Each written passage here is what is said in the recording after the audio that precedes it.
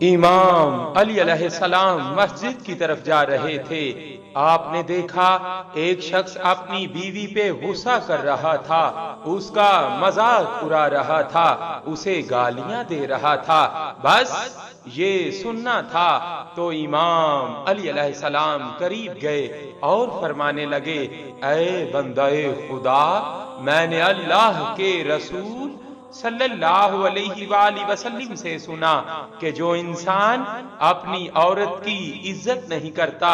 اس کے لیے تلخ الفاظ کہتا ہے، اس کی تذلیل کرتا ہے، تو اللہ اس انسان کے لیے رزق کی راہیں تنگ کر دیتا ہے، اور یوں اس انسان کی زندگی سے سکون، خوشحالی اور برکت چلی جاتی ہے۔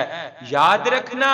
عورت کو گالی دینا ایسے ہے جیسے کوئی انسان اپنے رزق کو ٹھکرا دے، اپنی برکت کو ٹھکرا دے، اپنی خوشحالی کو ٹھکرا دے۔ میں نے اللہ کے رسول صلی اللہ علیہ وآلہ وسلم سے سنا کہ جو مرد اپنی عورتوں پہ ظلم کرتے ہیں، ان کی تذلیل کرتے ہیں، تو روز محشر ان کے نامہ اعمال کھولنے سے پہلے وہ فرشتے جو انسان کے کندھوں پہ بیٹھ کے ثواب و گناہ لکھتے ہیں، وہ چیخیں گے اور اللہ سے کہیں گے، اے اللہ، یہ وہی انسان ہے جو زندگی میں اپنی عورتوں کی عزت نہیں کرتا تھا، ان کو گالیاں دیتا تھا، ان کی تذلیل کرتا تھا،